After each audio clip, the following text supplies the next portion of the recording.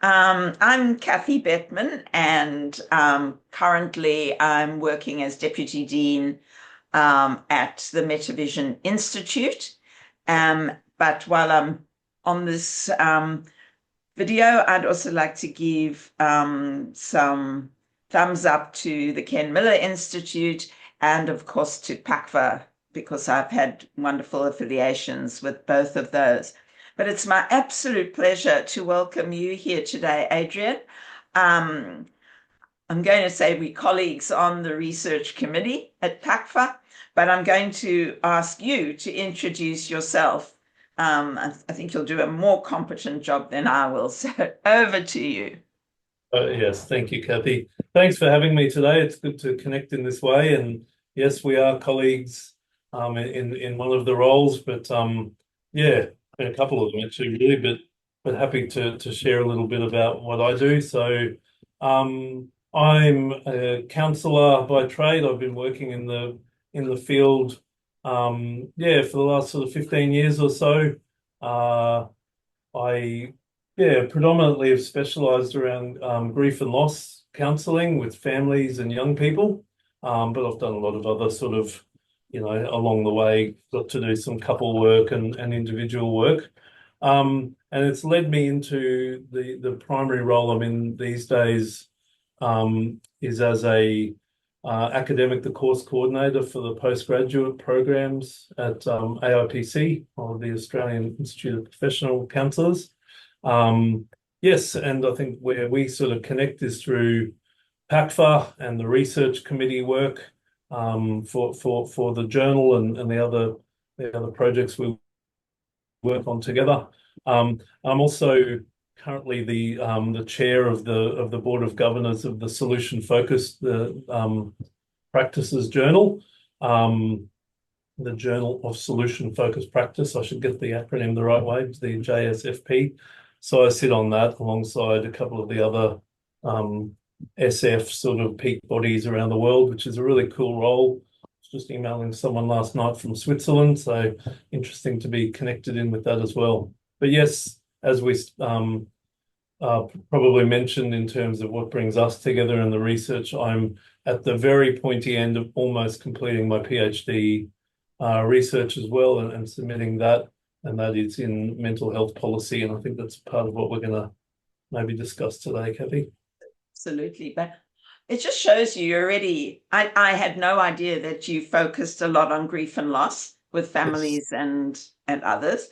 So that was a wow moment. And then solution focused. I had no idea that that was your focus as well. One of them, yeah. I think I became involved with the Australasian Association a few years back now, probably almost 10 years ago, and I sat on the board. It's a fairly small organisation, but we're active and do lots of cool stuff. And then I sat on that board for a few years, and then this sort of more research journal related opportunity came up, so I moved over into that about a year ago. So yeah, I suppose it follows, part of my research journey that I'm eagerly going after at the moment. Wow. Okay, so tell us a little bit about your research. You've kind of mentioned the area that it's in. How did you become interested in that particular area of study? Yeah, so it's taken me a few years. So it's been, I'm a part-time alongside my full-time work and other commitments. I started 5 years ago when my son was 7 months old and he's about to turn 6. So that gives you a bit of a guide. And yeah, I was really working in the Australian context. Always, and I was sort of I was the operations person as well as one of the counsellors for a grief and loss specific service in Brisbane, where I live. And we, as a group of counsellors and very specific to family therapy, we're constantly getting people asking us about can we use our mental health plan? Are you Medicare rebated? And we weren't, and we aren't in our counselling profession. And I was always very challenged by this because of the nature of the program of the Better Access Initiative. Um, Yeah, and it was always something I found ways to sort of work with my team around how we could talk to people about the benefits and the detriments of coming into counselling or therapy by with that model, with the mental health plan or your treatment plan in place. Um, but as it sort of went on, I just would hear stories from families at times where I just found it really, I'm like, this is so not in its most helpful form. I remember talking one in particular, a lady who rang a mother whose partner had recently died and the father of their children in pretty tragic circumstances, and she wanted to bring her 7-year-old son into have some counselling sessions with us as a family to sort of see how he was going and have some safe space to process. And during that conversation, we talked about what we could offer and we booked her in. And at the end of it, she said, can I use my mental health plan? And I said, oh, is that for you? Is it like you've sought some therapy yourself? She said, no, I got it put in place for my son. And I said, oh, could you tell me a bit more about that? And she said, and he was 7 years old, and she'd gone to the GP to say, I want to get some counselling for him. And he'd given her a mental health plan with an associated diagnosis of depression, clinical depression. And I was just so challenged by that. Of course, I just said, listen, we can't, but thankfully they were able to still come and see us. But I just thought, wow, this really needs some more attention. So sorry I'm taking so long to answer this, but I'm getting there, Kathy. So I started thinking I need to look into this a bit more and look at the research that's been done. And I did a bit of checking around, and there was almost no research, not almost no, there was no research on the overall program design of Better Access. There was lots on the bang for buck and how much it was delivering and where it was delivering and numbers of people and all this kind of stuff, more around the economics of it. But in terms of, is this in its most helpful program design? Is this how people should enter this system? There was no sort of critique done of that. So that really lit a fire.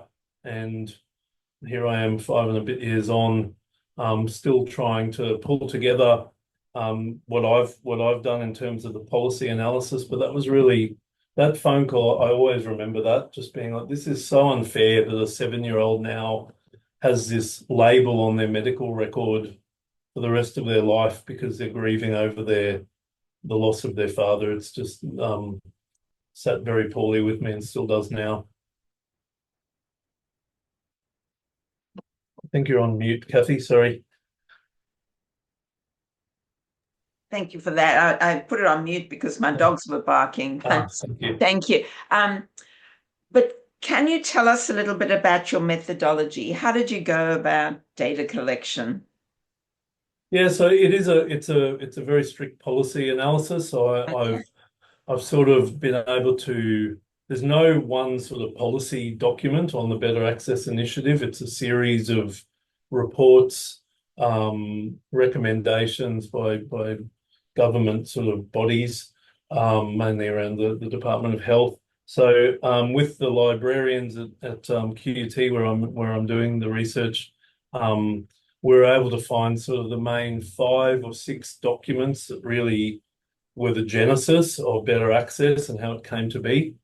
And I've done the methodology it's Kingdon's work multiple streams analysis. So I look at the different players who are involved in this, what their motivations and intentions were, the influence of different dominant models or approaches to mental health, the influence of powerful institutions like psychiatry and the medical model, the role of the DSM, all these kind of influences.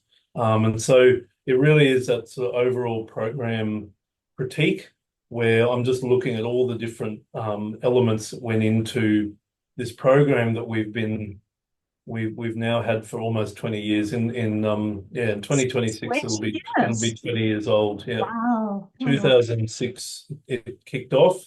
Um, yeah, and I do a fair bit of critique of how much it is influenced by um, the economics of health, how it's framed consistently as a health issue rather than a human rights issue, our experience of the world. So there's all those kind of layers that I try and bring in terms of the analysis. So when they developed the framework for this, did they look at models in other countries, and are you looking at those, or are you specifically just looking at what they used in an Australian sense? They were very influenced, always have been by England, by the UK's policy positions and the way they've rolled programs out. Um, I haven't gone into a huge amount of the international policy analysis. I have talked a lot in the research about international trends that have influenced the policy that we ended up with. But yeah, there is mention of some of those other influences. The multiple streams approach. The reason I like it so much is it really looks at all the different elements that go into forming policy. And it talks about the policy, the problem formation, and the politics. And then they include these concepts of policy windows that open up when events of the day, get media attention or get the public discourse happening, very much of which happened in the lead up to better access. And then also I love this term, policy entrepreneurs. So that's like people who are invested, people from peak bodies, people within government with certain agendas. And so the analysis really looks at all those different elements and how they come together to form something like better access. So definitely there's mention of the international context in all of that. Ultimately, like when you finished, and I believe we were chatting earlier, and you were saying that you should have it in by November of this year. So in what shape, in what format is it? Is it a thesis of like Yeah. 100,000 words, or that's what it is? It's not 100,000 words, Kathy. I'm not the most verbose writer. I find, I have to, find the words, but yes, it is in the form of a dissertation. Right. Yeah, and yeah, there's obviously multiple chapters and within the analysis section, there's three main areas that I really go deep into. There's a lot on the methodology and the theory that underpins it all. Yeah, and then a big discussion at the end about, sort of bringing it all together. That's sort of the main form. Yeah. I toyed with, and my supervision team were not supportive of doing thesis by publication because I did publish an article in PACJA that came out in July of 2023, and that's how I sort of got invited onto the research committee, which was awesome. But yeah, I went down the route of an entire thesis rather than by publication. Yeah. And it's changed a lot it's changed a lot over time. There was an element of interviews that I was going to include at one point of focus groups. Yeah. And the more I went in, I just went, the supervision team and I just agreed that there's enough here in terms of looking at the documents and the process that went into this all coming about to focus just on that. Okay. So, you've been going, what, nearly 6 years, but this program has been in for much, much longer than that. Have there been any changes? And is that, in your opinion, good or not so good? I mean, I have to say, in my reading of it, there have been, again, sort of changes at times. Like there were big changes around the time of COVID, where the amount of sessions was increased a lot, because the government of the day was sort of wanting to show they were taking action on on the sort of mental health tsunami, as people were referring to it at the time, Yeah. which have since been reduced back. Overall, though, my answer to that question would be no. There hasn't. If I'm interested in the overall program design, so how people interact when they're seeking help with this system, with this initiative, and really that has not changed much in the last 20 years. They still have to go through that process of going to their GP, getting getting a diagnosis according to the K-Town, the DSM sort of criteria that they look at, and then and again, that's no criticism of the people administering the system. They're working with what they've got, and that family I mentioned earlier, their GP, I'm sure, was trying to help them get better access to something, to some help. But it's all that clinical approach that I'm really trying to draw some attention to, and how we therefore medicalize people's normal and natural responses to the distress or struggle in their lives. In this case, grief. And okay. So do you think it should have changed? Do you think the policy is inadequate or needs reviewing? Yeah, I think it needs. That's a really hard question for me to answer at the moment, because I think I just feel like it's become so big and so entrenched. I sort of don't want to throw stones at it, because I know, or in my reading, I know that the intentions were good. I just think we need to. I've probably gone to a much broader place where I'm thinking we really need to look at how, people's mental experience of the world, how we conceptualize of that these days. So I don't know if better access itself needs a lot of redesign. I don't know if it could be. It's so big and it's such the known and familiar. But I do think there's some exciting ideas being floated around for additions to, maybe to try and early intervention type things to keep people, that still is there as a fallback. That if people need that sort of more clinical intervention, it's there. But my argument has always been there should be about 5 steps before that, that people can seek help. I strongly believe that the vast majority of the sort of low intensity, high prevalence disorders, and I do that because I don't really align with that language, but anxiety and depression being the primary ones that are diagnosed rampantly to access a mental health plan. I just think there are steps before that where people, if they had the chance to talk with a professional, a counsellor, for example, that a lot of that stuff may be prevented. It wouldn't necessarily have to go on to those further steps, and medication, which is so often a first step for people seeking help. So do you think there's a connection with policymakers not viewing counselling at the same level as the more medical practices, even psychology? It's really, if you'd asked me that a year ago, I would have said absolutely. I feel like that's changing. If I read, Oh. I read so the latest evaluation was done in 2022. The government took 18 months, the federal government, because they've got somehow the priorities, no doubt, to respond to the recommendations. And that only was dropped a month or two ago, fairly quietly. No one really, they did it on a Friday night news dump. But in reading the response of the federal government to the evaluation's recommendations, they were saying we need to explore less clinical options. Oh, wow. Overwhelmingly, that was the message. And I got really excited when I read it. I don't know what that means in terms of how it will equate to policy or actual, where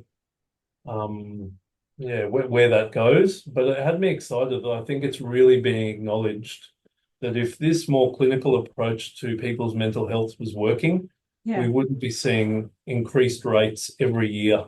It's going only one direction. And so to say that this system is working in its current form, I don't think anyone could hand on heart say that, even the most clinical of practitioners. Um, Seeing some of those more early intervention steps of which counsellors are really well positioned to fill with our unique approach, I think it could be really, really powerful and exciting for our profession. Okay, so I you've hope so anyway. oh, don't we all? That's So the you've goal. you've almost completed, well, a final draft almost of your thesis.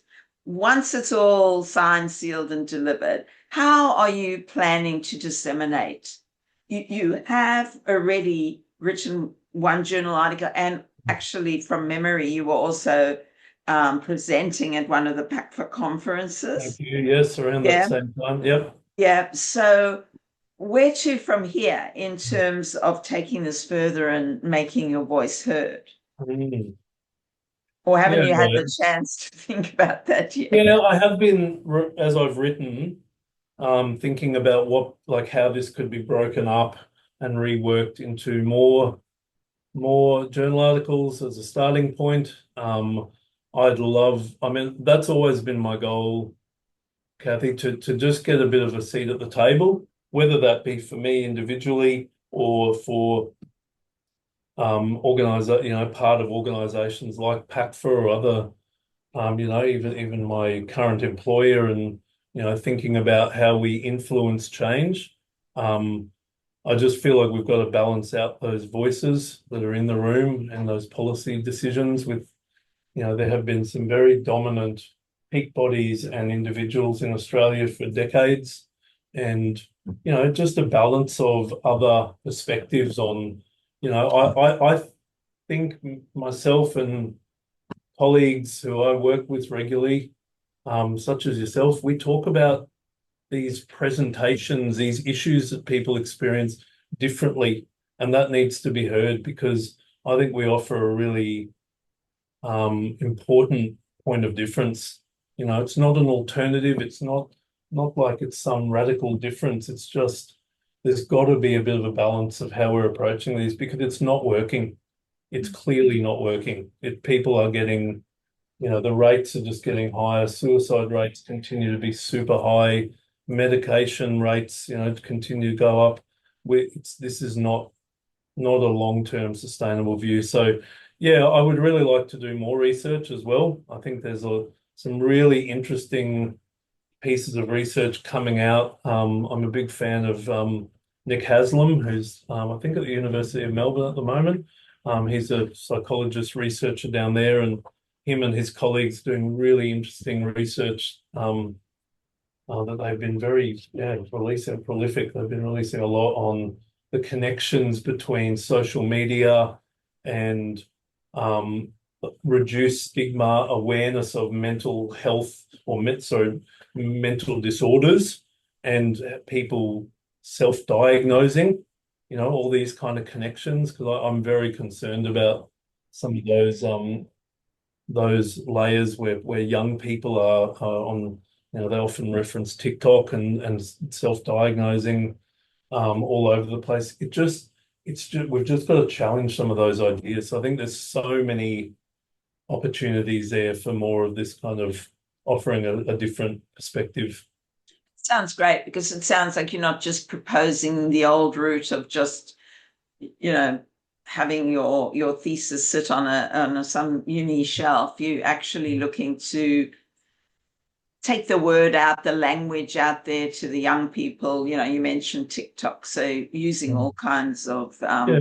opportunities to do that.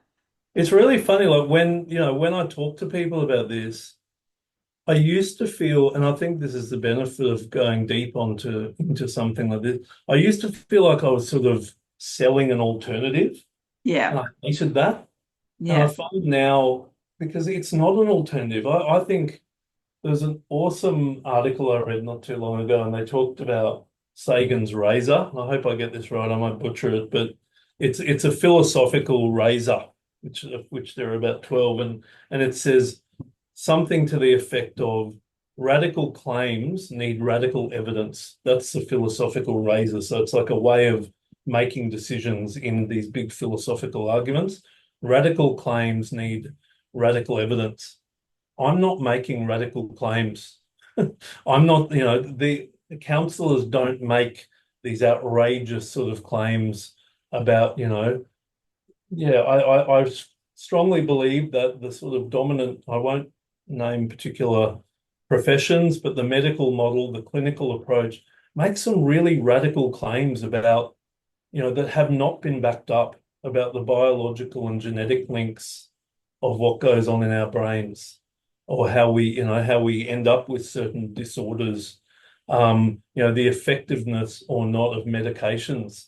That there is so much guesswork that goes into psychopharmacology. So these are, I've sort of come full circle where when I talk to people about it now, I feel like I'm speaking common sense in this crazy world of mental disorders that have been, how is that possible that we add another 50 or 60 every time the DSM gets updated? How is that possible? Like, really?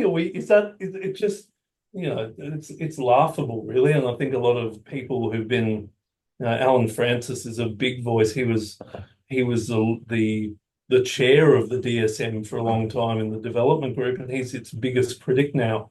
So part of, if you don't mind me adding into this response, and what excites me about this field is, as the research has gone on, yes, not much has changed with better access. Yes, Australia has some pretty, we've been a bit stuck with our mental health policy, but internationally, with really powerful bodies and people, there is so much literature on critiquing the medical model approach, the clinical approaches, so much. I've been like And really that's heartened. fascinating because if there's so Yes, much, what's happening to those yes, voices? yes. Well, I was really chuffed. Joanna Moncrief, who's a British psychiatrist, she was all over the media late last year because she's released this big systematic review of how there's never been any genetic link made to the benefit or not of antidepressants, and depression and anxiety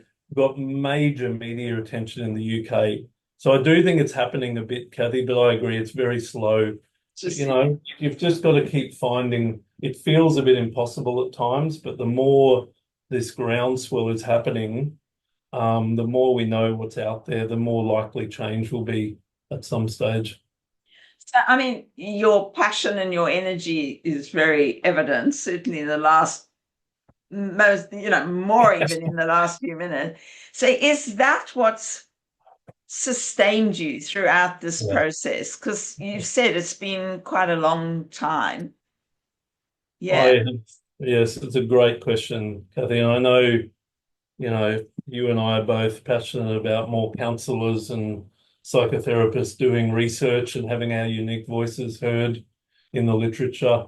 Absolutely, that's what sustained me. One of the things I regularly say to people considering doing research, whether that be PhD or whatever, you need to have a fire in the belly for what you're doing. If you're doing it for the letters, to have that before your name or whatever, I don't think it's enough to sustain you because it is a grind. Like it is, particularly when have a young family or you have a full-time job alongside it, and you don't get paid for it. It's a labor of love, but absolutely that's what sustained me. And if anything, I think as I've gone on, things like seeing the amount of voices out there and some of the amazing literature and thinkers out there, it just excites me more. I don't feel like I'm all alone down here in Brisbane. Yeah, but it was even interesting to see or to hear you say that you want to do more research. So even though, Yes. normally, not normally, but so often at this stage, you get PhD students going, done, I am done, just let me get Mm, finished and then I'm done. But no, even at this stage, I'm hearing you say, no, no, no, no, there are more no, yeah, I've questions got to be heaps. answered. Oh, and shouldn't good research do that? Shouldn't that open? I'm not criticizing anyone who doesn't.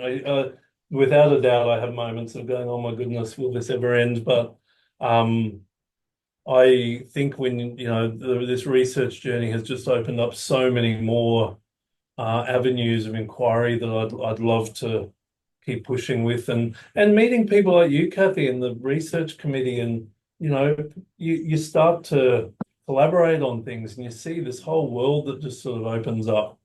Yeah, no, I I'm very must say, excited. you've been very articulate and have contributed widely to the research committee.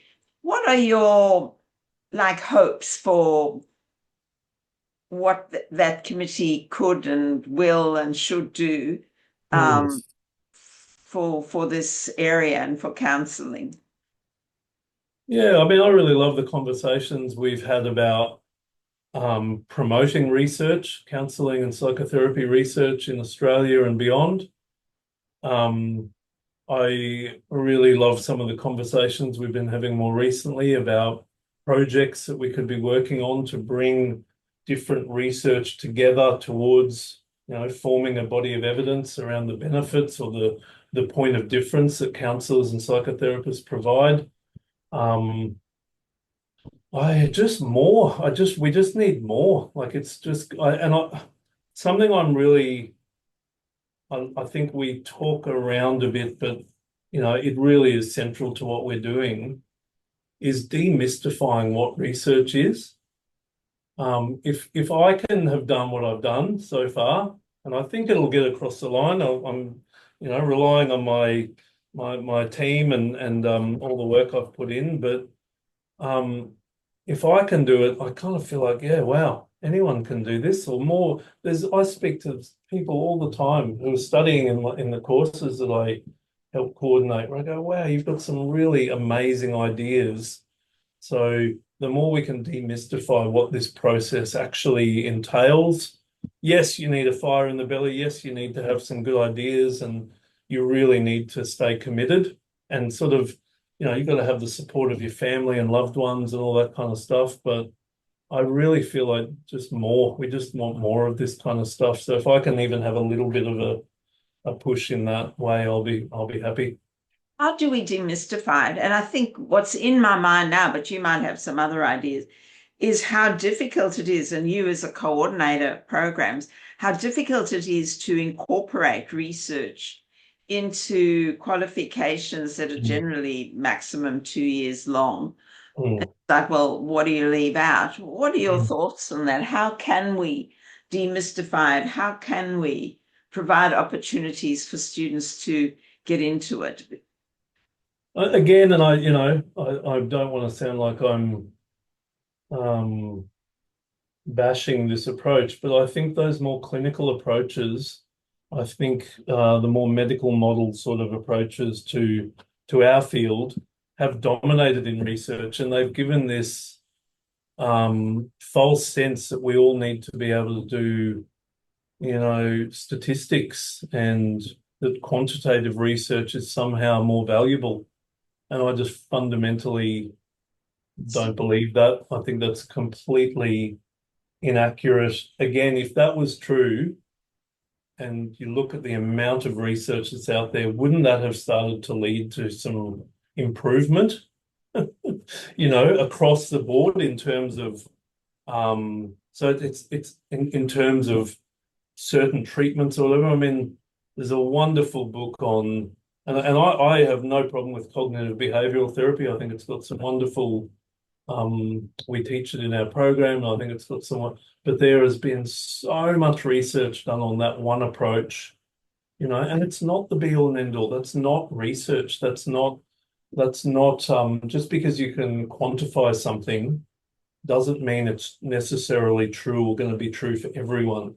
So when I think about demystifying, I think, we need more voices. We need more people to lend their unique voice um, towards, yeah, showing different perspectives, showing what can work with people, and the more of that, the better, I reckon. So yeah, getting away from that obsession with quantifying things with quantitative research, and seeing the inherent value in qualitative research and the perspectives it brings.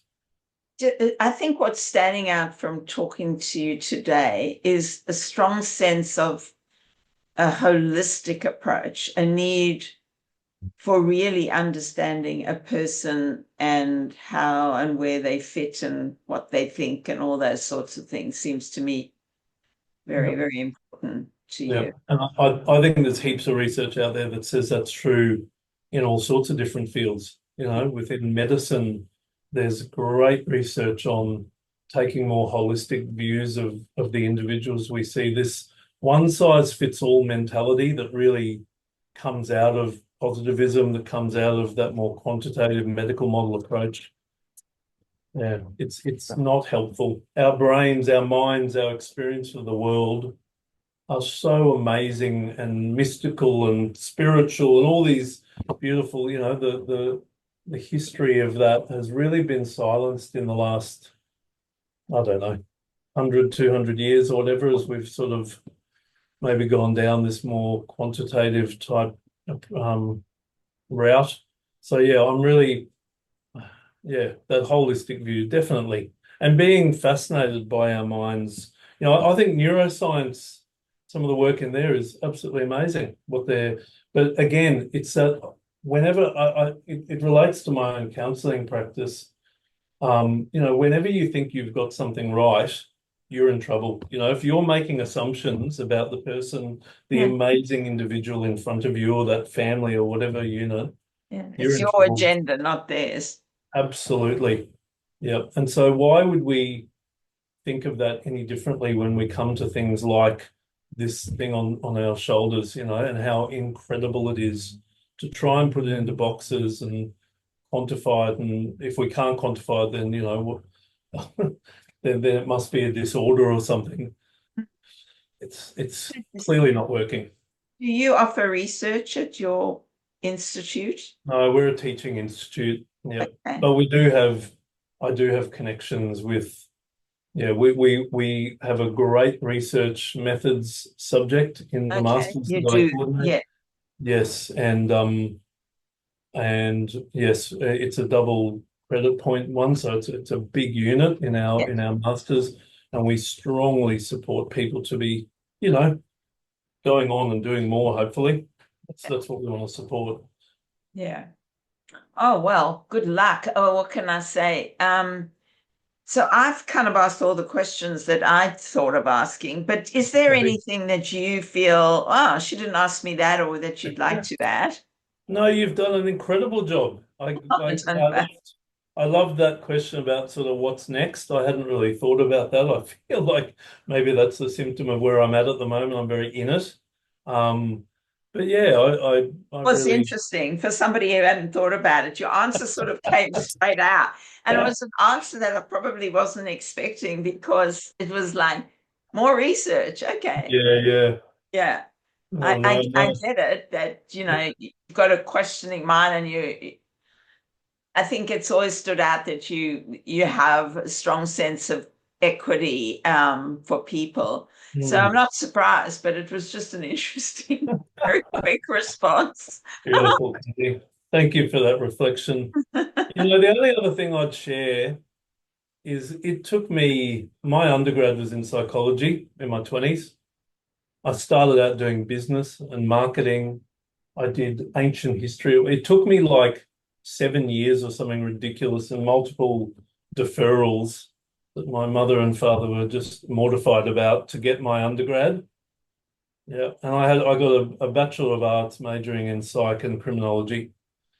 And I do think, you know, I'm in my mid 40s now, and I do look back and think, God, if that like that bloke back there in my 20s would just look at me now and go, what? Like you can barely write a 2,000 word assignment and pass. So going back to that sort of demystifying research, yeah, it is really, you know, thank you for some of your kind words, but I still sort of have to pinch myself a little bit because I just think it's in the doing, you know, if you're just taking those steps each day. And that's why maybe thinking about more research really appeals because I don't know I'll be able to just turn this off now, you know, because I am interested in, I don't know, again, with the idea of supporting people or motivating people to do more research.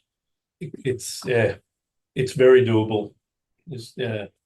think the other point that you made is that, your undergrad degree was not in counselling. No. Neither was mine. I got a Bachelor of Arts majoring in philosophy and English. Oh, wow. Yeah, but I would swear that those subjects helped in going forward and helped even with research, because philosophy is about, meaning and people and all that sort of thing, values and ethics and all that sort of thing. And English taught me how to listen to sentences and the words that were used and then to ask questions about them. So even like criminology, Yeah, it's still about human nature, and absolutely. it just Yeah, these leads you to things. the point of asking questions. And I think that's the most important thing in research, is having that question, and you can actually find or look for the answers. Mhm. Yeah. Yeah. And knowing that the more you do, it it becomes more driven by you. I Yeah. think a lot of what puts people off maybe early on is it is, it feels like it's sort of being imposed on you a lot, but you have to go through some of those steps to be able to light that fire and see what and absolutely, you never know where it's going to go. I mean, I got totally derailed by doing my undergrad in psych. The final year when they were saying, and then these categories go to this, I got totally like, this is not me. This is not what I want to do. And I probably was in the wilderness for a few years after that, before I did my Masters of Counselling and went on with it. But it is that, I don't know. I feel like that inquisitive mind, it gets built over time, and things like philosophy, criminology, sociology of crime. Sociology, I don't know why I didn't do more of that then. I should have done more. Maybe I would have got the Maybe bloody. it's the next bit of research. Yeah, but I think, and maybe we'll end it on this, your really Yeah. important comment that I think students have in their mind. I know for me, and it sounds like for you, a PhD was something that really only the cleverest or the elitist or the something did. It was like, I can't do that. But No. actually, it's not Yes, that you way. can. No. Of course Yeah. you can. Yeah. Yeah. Yeah. Just do it. Absolutely. Yeah. Absolutely. All right. Thanks. Thanks, Thank Kath. you so very much, and all the best for the next few months. And oh my goodness, when you get that puffy hat at the end of it, it's the best darn feeling in the world. Yes. Nice. Thank you, Kathy. Thanks for the lovely Thank you. conversation, and that was really fun.